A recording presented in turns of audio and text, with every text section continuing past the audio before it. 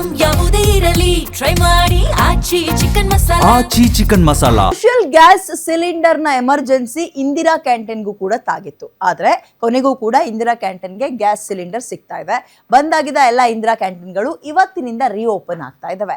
ನಿನ್ನೆ ತಡರಾತ್ರಿ ಎಲ್ಲ ಇಂದಿರಾ ಕಿಚನ್ಗಳಿಗೂ ಗ್ಯಾಸ್ ಸಿಲಿಂಡರ್ ಪೂರೈಕೆ ಮಾಡಿದ್ದಾರೆ. ಅಭಾವದ ನಡುವೆಯೂ ಕೂಡ GBA ನೇತೃತ್ವದಲ್ಲಿ ಸಿಲಿಂಡರ್ ಪೂರೈಕೆ ಆಗಿದೆ. ಪ್ರತಿ ಇಂದಿರಾ ಕಿಚನ್ಗೆ ಇದೀಗ ತಲಾ 15 ಸಿಲಿಂಡರ್ ಅನ್ನ ಪೂರೈಕೆ ಮಾಡಿದ್ದಾರೆ GBA ಅವರು. ಇಂಡಿಯನ್ ಆಯಿಲ್ ಕಾರ್ಪೊರೇಷನ್ ನಿಂದ ಇಂದಿರಾ ಕ್ಯಾಂಟೀನ್ ಗ್ಯಾಸ್ ಅಂದ್ರೆ ಇಂದಿರಾ ಕ್ಯಾಂಟೀನ್ಗೆ ಗ್ಯಾಸ್ ಸರಬರಾಜು ಆಗಿದೆ. ಓಕೆ, ಮತ್ತಷ್ಟು ಮಾಹಿತಿ ನನ್ನ ಕಲಿಗೆ ಉಲ್ಲಾಸ್ ನೀಡ್ತಾರೆ. ಉಲ್ಲಾಸ್, ಈ ಗ್ಯಾಸ್ ಸಿಲಿಂಡರ್ನ ಅಭಾವದಿಂದ ಕೆಲವು ಕಡೆ ಮಧ್ಯಾಹ್ನದ ಊಟ ಸ್ಕಿಪ್ ಮಾಡ್ತಾ ಇದ್ರು, ಸಂಜೆ ಊಟ ಬಂದ್ ಆಗ್ತಾ ಇತ್ತು. ಬಟ್ ಇನ್ ಮುಂದೆ ಆ ರೀತಿಯ ಸಮಸ್ಯೆಗಳಿರಲ್ವಾ? ಎಲ್ಲಿ ತನಕ ಅಶ್ಯೂರೆನ್ಸ್ ಇಂದಿರಾ ಕ್ಯಾಂಟೀನ್ ಊಟವನ್ನ ನಂಬ್ಕೋಬಹುದು ನಾವು ಈ ಗ್ಯಾಸ್ ಎಮರ್ಜೆನ್ಸಿಯ ನಡುವೆ?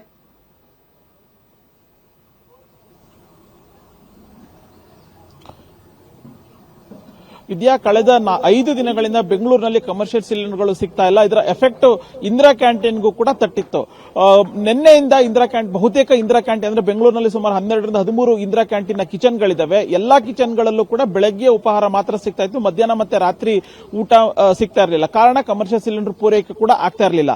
ಜೊತೆಗೆ ಇದನ್ನ ಸೀರಿಯಸ್ ಆಗಿ GBA ಅಧಿಕಾರಿಗಳು ತೆಗೆದುಕೊಂಡಿದ್ರು. ಆಯಿಲ್ ಕಂಪನಿಗಳ ಜೊತೆಗೆ ಒಂದು ಮಹತ್ವವಾದಂತ ನಿನ್ನೆ ಇಡೀ ದಿನ ಸಭೆಯನ್ನ ನಡೆಸಿದ್ರು. ಆ ಒಂದು ಸಭೆಯ ಫಲಪ್ರದವಾಗಿ ಬೆಂಗಳೂರಿನಲ್ಲಿರುವಂತಹ ಎಲ್ಲಾ ಇಂದಿರಾ ಕ್ಯಾಂಟೀನ್ ಅಡಿಗೆ ಮನೆಗಳಿಗೆ ತಲಾ 15 ಸಿಲಿಂಡರ್ಗಳನ್ನು ಪೂರೈಕೆ ಮಾಡುವಂತಹ ಕೆಲಸ ಆಗಿದೆ. IOCL ಆಗಿರ್ಬೋದು ಮತ್ತೆ HP ಹಿಂದೂಸ್ತಾನ್ ಪೆಟ್ರೋಲಿಯಂ ಈ ಎರಡೂ ಕಂಪನಿಗಳು ನಗರದಲ್ಲಿರುವಂತಹ ಎಲ್ಲಾ ಇಂದಿರಾ ಕ್ಯಾಂಟೀನ್ ಕಿಚನ್ಗಳಿಗೆ ಸಿಲಿಂಡರ್ ಅದರಲ್ಲೂ ಪ್ರಮುಖವಾಗಿ ಕಮರ್ಷಿಯಲ್ ಸಿಲಿಂಡರ್ ನ ಪೂರೈಕೆ ಮಾಡುವಂತಹ ಕೆಲಸ ಆಗಿರುವಂತದ್ದು. ಸದ್ಯ ನಾನು ವಸಂತ ನಗರದಲ್ಲಿರುವಂತಹ ಇಂದಿರಾ ಕ್ಯಾಂಟೀನ್ ಅಡಿಗೆ ಮನೆಯಲ್ಲಿ ನನ್ನ ಎಡಭಾಗದಲ್ಲಿ ನಾನು ನಿಮಗೆ ತೋರಿಸ್ತಾ ಹೋಗ್ತಾ ಇದ್ದೀನಿ. ಇದು HP ಅಂದ್ರೆ ಹಿಂದೂಸ್ತಾನ್ ಪೆಟ್ರೋಲಿಯಂ, ಪ್ರತಿಯೊಂದು ಹಿಂದೂಸ್ತಾನ್ ಪೆಟ್ರೋಲಿಯಂ ಮತ್ತೆ IOCL ಈ ಎರಡೂ ಕಂಪನಿಗಳು ನಿಗದಿಪಡಿಸಿದಂತೆ ತಲಾ 15 ಸಿಲಿಂಡರ್, ಒಂದೊಂದು ಅಡಿಗೆ ಮನೆಗೆ 15 ಸಿಲಿಂಡರ್ಗಳನ್ನು ಪೂರೈಕೆ ಮಾಡುವಂತಹ ಕೆಲಸ ಆಗಿರುವಂತದ್ದು.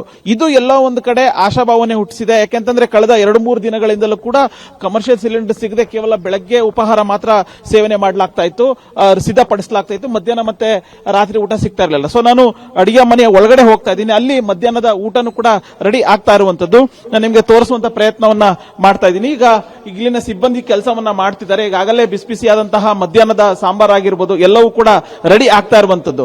ಸಾಮಾನ್ಯವಾಗಿ 12 ಗಂಟೆ ನಂತರ ಅಂದ್ರೆ 11 ಗಂಟೆ ನಂತರ ಈ ಒಂದು ಅಡಿಗೆ ಮನೆಯಿಂದ ಎಲ್ಲಾ ಬೇರೆ ಬೇರೆ ನಿಗದಿಪಡಿಸಿರುವಂತಹ ಕ್ಯಾಂಟೀನ್ಗಳಿಗೆ ಇಲ್ಲಿಂದನೇ ಸರಬರಾಜು ಆಗ್ತಾ ಇತ್ತು. ಈಗ ಇಲ್ಲಿನ ಸಿಬ್ಬಂದಿ ಇಲ್ಲಿಂದ ಊಟವನ್ನ ಈಗೇನ್ ಮಧ್ಯಾಹ್ನದ ಮೆನು ಏನಿತ್ತು ಆ ಮೆನುವನ್ನ ಸಿದ್ಧಪಡಿಸಿದ್ದಾರೆ. ಸೊ ಇಲ್ಲಿಂದ ಬೇರೆ ಬೇರೆ ಇಂದಿರಾ ಕ್ಯಾಂಟೀನ್ಗಳಿಗೆ ಪೂರೈಕೆ ಮಾಡುವಂತಹ ಕೆಲಸ ಜೊತೆಗೆ ಸರಬರಾಜು ಮಾಡುವಂತಹ ಕೆಲಸ ಆಗ್ತಾ ಇದೆ. ಯಾಕೆಂತಂದ್ರೆ ಇಷ್ಟು ದಿನ ಕಳೆದ 2-3 ದಿನಗಳಿಂದಲೂ ಕೂಡ ಇಂದಿರಾ ಕ್ಯಾಂಟೀನ್ ಮುಚ್ಚುತ್ತವೆ ಅನ್ನುವಂಥದ್ದು. ಜೊತೆಗೆ ಒಂದಷ್ಟು 60ಕ್ಕೂ ಹೆಚ್ಚು ಇಂದಿರಾ ಕ್ಯಾಂಟೀನ್ಗಳು ಮುಚ್ಚಿದ್ವು. ಕಾರಣ ಸಮರ್ಪಕವಾದಂತಹ ಊಟ ಮತ್ತೆ ಬೆಳಗಿನ ತಿಂಡಿ ಪೂರೈಕೆ ಆಗ್ತಾ ಇಲ್ಲ ಅಂತೇಳಿ. ಸೊ ಇನ್ನು ಮುಂದೆ ಆ ರೀತಿ ಆಗೋದಿಲ್ಲ. ಯಾಕೆಂತಂದ್ರೆ ನಗರದಲ್ಲಿರುವಂತಹ ಎಲ್ಲಾ ಇಂದಿರಾ ಕ್ಯಾಂಟೀನ್ ಅಡಿಗೆ ಮನೆಗಳಿಗೆ ತಲಾ 15 ಸಿಲಿಂಡರ್ಗಳನ್ನು ಪೂರೈಕೆ ಮಾಡುವಂತಹ ಕೆಲಸ ಆಗಿದೆ. ಸೊ ಎಂದಿನಂತೆ ಬೆಳಗ್ಗೆ ತಿಂಡಿ, ಮಧ್ಯಾಹ್ನ ಮತ್ತೆ ರಾತ್ರಿ ಊಟ ಪೂರೈಕೆ ಆಗುತ್ತೆ. ಬಡವರಿಗೆ ಅತಿ ಕಡಿಮೆ ದರದಲ್ಲಿ ಏನು ಕೊಡಬೇಕು ಊಟವನ್ನ ಕೊಡ್ತಾ ಇದ್ದಂತಹ ಇಂದಿರಾ ಕ್ಯಾಂಟೀನ್ ಇನ್ನು ಮುಂದೆ ನಿರಂತರ ಈ ಹಿಂದೆ ಯಾವ ರೀತಿಯಾಗಿ ರನ್ ಆಗ್ತಾ ಇತ್ತು ಅದೇ ರೀತಿಯಾದಂತಹ ಒಂದು ರನ್ ಆಗುವಂತಹ ಕೆಲಸ ಆಗತ್ತೆ. ವಿದ್ಯಾ, ಥ್ಯಾಂಕ್ ಯು ಡೀಟೇಲ್ಸ್.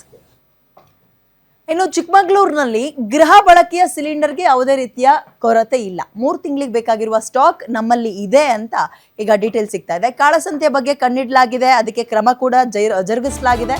ಗ್ರಾಹಕರು ಆತಂಕ ಪಡುವಂತಹ ಅಗತ್ಯ ಇಲ್ಲ ಅಂತ ಅಲ್ಲಿನ DC ಮಾಹಿತಿಯನ್ನು ಕೊಟ್ಟಿದ್ದಾರೆ.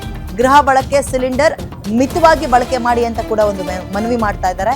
25 ದಿನಕ್ಕೊಂದ್ಸಲ ಸಿಲಿಂಡರ್ ಬುಕ್ಕಿಂಗ್ ಮುಖಾಂತರ ನಿಮಗೆ ನಿಮ್ಮ ಮನೆಗೆ ಸಿಲಿಂಡರ್ ಸಿಗುತ್ತೆ. ಆಸ್ಪತ್ರೆ, ಜೈಲು, ಶಿಕ್ಷಣ ಸಂಸ್ಥೆಗೆ ವಾಣಿಜ್ಯ ಸಿಲಿಂಡರ್ ಪೂರೈಕೆ ಮಾಡ್ತಾ ಇದ್ದಾರೆ. ಎಸ್, ಅಂದ್ರೆ ಆಸ್ಪತ್ರೆಗೆ ಅತ್ಯಗತ್ಯವಾಗಿ ಬೇಕೇ ಬೇಕು. ಅಂಡ್ ಜೈಲು ಸಿಬ್ಬಂದಿಗಳಿಗೆ ಹಾಗೆ ಶಿಕ್ಷಣ ಸಂಸ್ಥೆಗೂ ಕೂಡ ಈಗ ಬಿಸಿ ಊಟ ಎಲ್ಲ ಕೊಡ್ತಾ ಇರ್ತಾರಲ್ಲ ಅಂಥವ್ರಿಗೂ ವಾಣಿಜ್ಯ ಸಿಲಿಂಡರ್ ಪೂರೈಕೆಗೆ ಸಮಸ್ಯೆ ಆಗದ ರೀತಿಯಲ್ಲಿ ನೋಡ್ಕೊಳ್ತಾ ಇದ್ದಾರೆ. ಅಂಡ್ ಗ್ಯಾಸ್ ಪೂರೈಕೆಯಲ್ಲಿ ಏನಾದರೂ ಲೋಪ ಕಂಡು ಬಂದರೆ ದಯವಿಟ್ಟು ದೂರು ಕೊಡಿ ಅಂತ ಕೂಡ ಹೇಳಿದ್ದಾರೆ. ಸಂಪರ್ಕ ಸಂಖ್ಯೆಯನ್ನು ಕೂಡ ಈಗ ಚಿಕ್ಕಮಗಳೂರಿನ ಜಿಲ್ಲಾಡಳಿತ ಕೊಟ್ಟಿದೆ. ಜನ ಅಲ್ಲಿ ಇದು 24x7 ಅಂದ್ರೆ 24 ಗಂಟೆನೂ ದಿನದ ಸಂದರ್ಭದಲ್ಲಿ ಕಾರ್ಯವನ್ನ ನಿರ್ವಹಿಸುತ್ತೆ. ಈ ಸೌಲಭ್ಯವನ್ನ ಚಿಕ್ಕಮಗಳೂರು ಜಿಲ್ಲೆಯ ಜನತೆ ಉಪಯೋಗಿಸ್ಕೋಬೇಕಂತ ನಾನು ಮನವಿ ಮಾಡ್ಕೊಳ್ತೀನಿ. ಈಗಾಗಲೇ ನಮ್ಮ ಜಿಲ್ಲೆಯಿಂದ ಒಂದು 6 ಜನ ಅಲ್ಲಿ ಈ ತರ ಸಮಸ್ಯೆಗಳಿದ್ದಾರೆ ಅಂತ ಕಂಡು ಬಂದಿದೆ.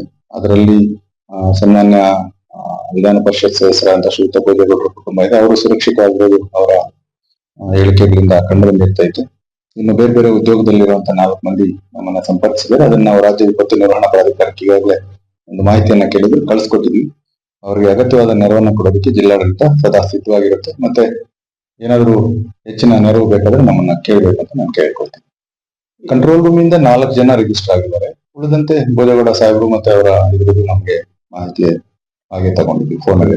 ಸಾಕಷ್ಟು ಜನ ಏನದು ಪಶ್ಚಿಮ ಏಷ್ಯಾದಲ್ಲಿ, ಮಧ್ಯ ಏಷ್ಯಾದಲ್ಲಿ ಕೆಲಸ ಮಾಡ್ತಿರುವಂತ ಜನರು ಇದ್ದಾರೆ. ಯಾರಿಗೆ ಅವ್ರ ಕುಟುಂಬದ ಸದಸ್ಯರಿಗೆ ಹೇಳೋದಿದ್ದೇನೆ, ಅವರು ನಿಜವಾದ ಸಮಸ್ಯೆ ಇರಲಿ ಇಲ್ಲದೆ ಇರಲಿ, ಅಟ್ಲೀಸ್ಟ್ ಏನಾದ್ರು ನೆರವು ಬೇಕಾದ್ರೆ